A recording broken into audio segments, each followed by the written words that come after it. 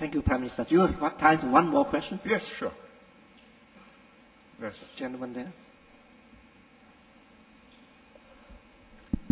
Thank you very much, Mr. Moderator.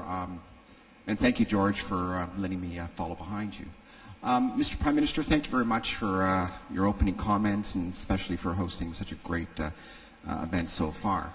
One of the key issues that the business community and governments are all looking at issues is the issues that post the global financial crisis we had an awful lot of stimulus packages. As we come out of this recovery, many of the countries within APEC, within the G20, are at different levels of coming out of the stimulus packages.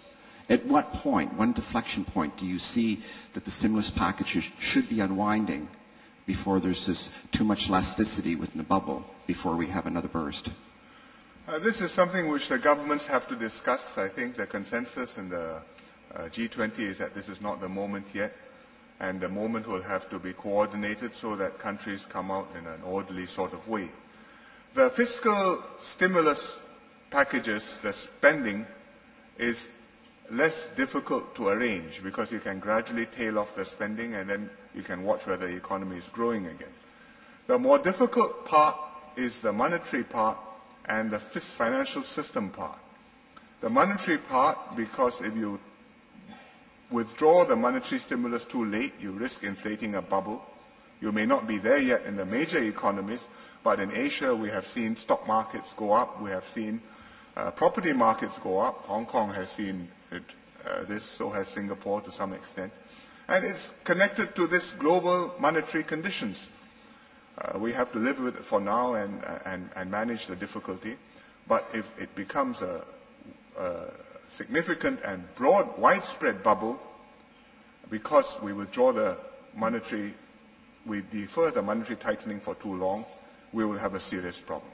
This is something which the Fed focuses on every couple of months, and so do the other governments. The other aspect is the financial system. One of the things which governments did during the crisis last year was to guarantee bank liabilities. But guarantee, say, deposits, guarantee bank obligations, loans, not loans, but borrowings.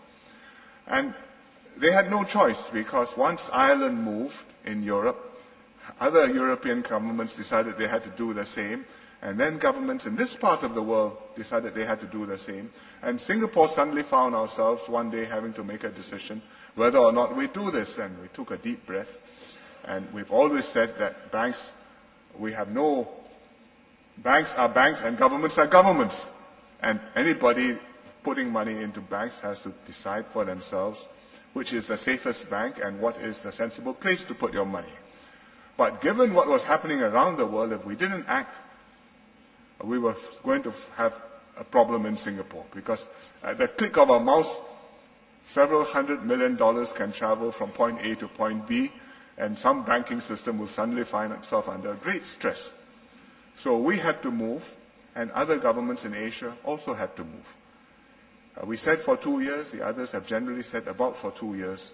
But how to withdraw that in a coordinated way so that in the process of withdrawing it, we don't have deposits and assets sloshing around from country to country and destabilizing the system. This is going to be a very delicate exercise which we will have to discuss over the next year. Thank you, Prime Minister. As much as we would like to continue this dialogue, this fantastic dialogue, I think it's time to let this host country to have the Prime Minister's back.